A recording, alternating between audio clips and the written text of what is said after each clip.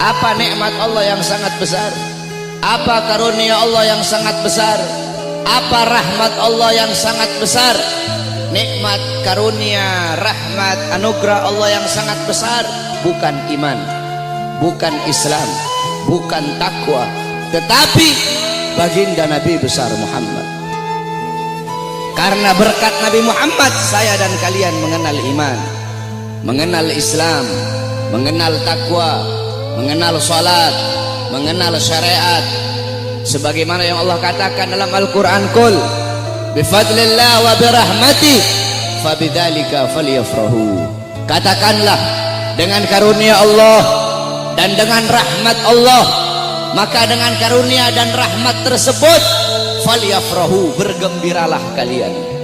Dalam kitab tafsir Ma'alimut Tanzil Al-Imam Baghawi, dan dalam kitab tafsir Jami'ul Bayan Al-Imam Ibnu Jarir At-Tabari, begitu juga dalam kitab tafsir Al-Imam Ibnu Katsir, dijelaskan bahwasanya fadlullah dalam ayat tersebut adalah Al-Quran. Sedangkan Sayyidina Abbas menafsirkan fadlullah dalam ayat tersebut adalah ilmu. Maka dengan adanya karunia Allah yaitu Al-Quran dan ilmu, dan dengan adanya rahmat Allah, siapa rahmat Allah? Baginda Nabi besar Muhammad. Maka dengan adanya karunia dan rahmat tersebut falyafrahu, bergembiralah kalian semua, senanglah kalian semua dengan adanya anugerah dan rahmat Allah. Duduknya kita di sini sebagai bukti kegembiraan kita dengan adanya baginda Nabi besar Muhammad sallallahu alaihi wasallam. Beliau nikmat yang begitu besar, beliau rahmat Allah yang sangat besar untuk kita semua, dan Allah jadikan kita sebagai umatnya beliau. Allah jadikan kita sebagai umatnya Nabi Muhammad, umat yang terbaik, umat yang paling mulia, umat yang paling agung, umat yang kelak di yaumil qiyamah akan menjadi pemimpin daripada seluruh seluruh umat dari zaman Nabi Adam hingga akhir zaman. Umat yang dimana akan berdiri di posisi paling depan membawa benderanya baginda Nabi besar Muhammad. Umat yang sangat dibangga-banggakan oleh Nabi Muhammad.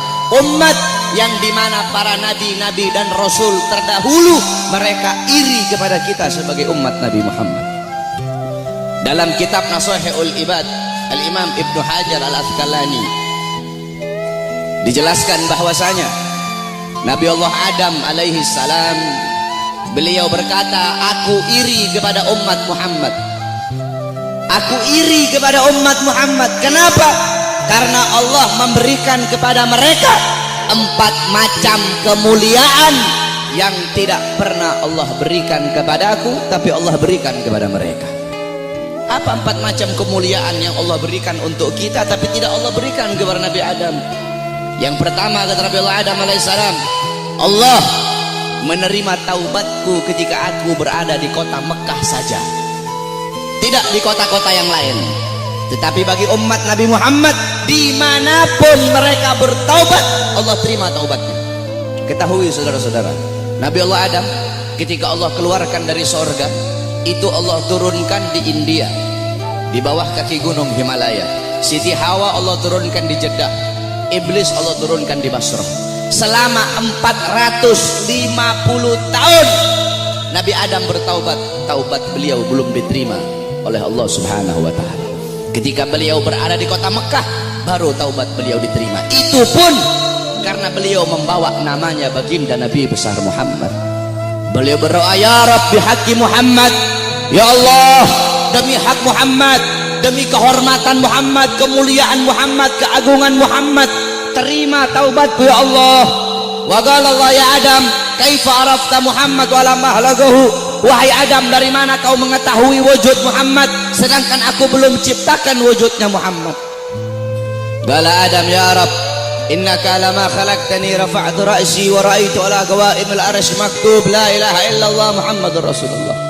Ya Allah, ketika kau tiupkan roh, aku angkat kepalaku ke atas dan aku lihat di tiang-tiang arsy, di tiang-tiang sorga tertulis la ilaha illallah Muhammadur Rasulullah.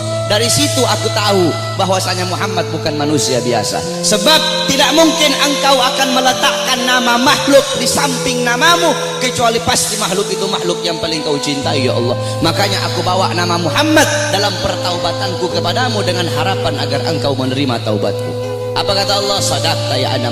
Betul apa yang kau katakan itu wahai Adam. Kalau engkau bermohon kepadaku dengan membawa nama Muhammad, ketahuilah telah aku ampuni dosamu wahai Adam. Walaula Muhammad ma khalaqtuka ya Adam.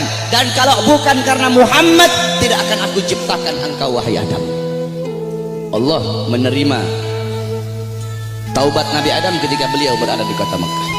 Apa kata Nabi Adam? Sedangkan bagi umat Muhammad dimanapun mereka berada, saya dan kalian kalau mau bertobat dari dosa tidak harus kita ke Mekah, saudara-saudara. Kita bertobat dimanapun tempatnya. Taubatan nasuha, menyesali perbuatan dosa, tidak mengulangi perbuatan dosa, itu taubat kita diterima oleh Allah. Sedangkan kata Nabi Adam, tapi aku hanya di kota Mekah, tidak di tempat yang lain. Sedangkan umat Muhammad dimanapun mereka bertobat, Allah terima taubat mereka. Itu pertama, tidak pernah Allah kasih untukku, tapi Allah kasih untuk kita sebagai umat Muhammad. Yang kedua kata Nabi Adam, ketika aku berbuat salah, Allah pisahkan aku dengan istriku Hawa hanya karena satu kesalahan. Satu kesalahan aku perbuat, aku makan buah khuldi, Allah pisahkan aku dengan Hawa selama ratusan tahun. Tetapi bagi umat Muhammad, pagi, siang, sore, malam mereka bermaksiat, tidak Allah pisahkan mereka dengan anak dan istri mereka. Aku cuma satu kali Allah pisahkan aku dengan Hawa. Umat Muhammad ribuan kali, jutaan kali bermaksiat, tidak Allah pisahkan mereka dengan anak dan istri mereka. Yang ketiga kata Nabi Adam, aku berbuat salah dalam keadaan berpakaian, dalam keadaan tertutup auratku. Karena Allah murka, Allah lepaskan pakaianku sehingga terlihat auratku. Tetapi bagi Muhammad kebalik, mereka berbuat dosa dalam keadaan telanjang, tapi tetap Allah kasih mereka pakaian. Aku berbuat salah dalam keadaan berpakaian, Allah lepaskan. Umat Muhammad mereka berbuat dosa dalam keadaan melepaskan pakaian, tapi tetap Allah kasih mereka pakaian. Yang keempat kata Nabi Adam, aku berbuat salah di dalam sorga. Di dalam sorga aku berbuat salah, Allah murka, Allah keluarkan ke dunia. Umat Muhammad kebalik, mereka berbuat dosa di dunia, tapi kalau bertaubat, taubatnya diterima, mereka meninggal husnul khatimah, Allah masukkan mereka ke sorga. Kebalik kata Nabi Adam, aku berbuat salah di sorga, Allah keluarkan ke dunia. Umat Muhammad berbuat dosa di dunia, Allah masukkan mereka ke sorga. Aku iri kepada umat Muhammad, sungguh aku ingin menjadi umat Muhammad, kata Nabi Allah Adam alaihissalam. Lihat bagaimana kemuliaan umatnya Nabi Muhammad.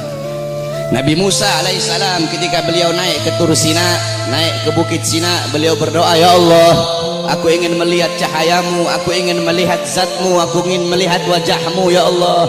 Apa kata Allah? Wahai Musa, kau tidak akan sanggup, kau tidak akan kuat untuk melihat cahayaku wahai Musa. Ketahuilah, antara diriku dengan hamba-hambaku ditutupi dengan 70.000 hijab, 70.000 penghalang yang menutupi antara diriku dengan hamba-hambaku. Al-Imam Ghazali menjelaskan, penghalang Allah itu Allah ciptakan dari cahaya, dari air, dan dari kegelapan. Di dalam penghalang Allah ada suara gemuruh air, ada suara air yang sedang mengalir. Itu dalam penghalang Allah. Andaikan saya dan kalian manusia biasa, Allah perdengarkan telinga kita ini untuk bisa mendengar suara air yang ada dalam penghalang Allah, saking ketakutan hati kita ini akan copot dari badan, hati kita ini keluar sendiri dari badan, saking dahsyat penghalangnya Allah. Andaikan Allah buka satu penghalang, Allah perlihatkan kepada gunung, gunung akan hancur tenggelam, tidak akan muncul sampai datangnya hari kiamat. Apa kata anak Allah? Wahai Musa, 70.000 penghalang ini tidak akan aku buka untuk siapapun kecuali untuk Muhammad dan untuk umat Muhammad.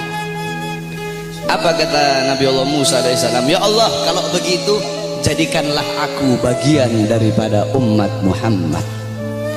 Nabi Musa ingin menjadi umat Nabi Muhammad.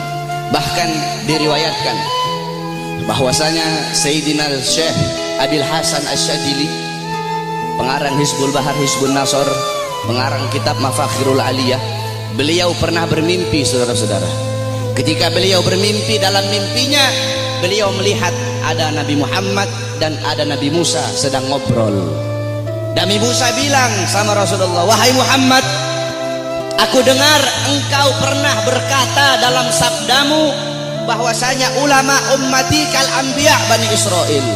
Ulama dari golongan umatku itu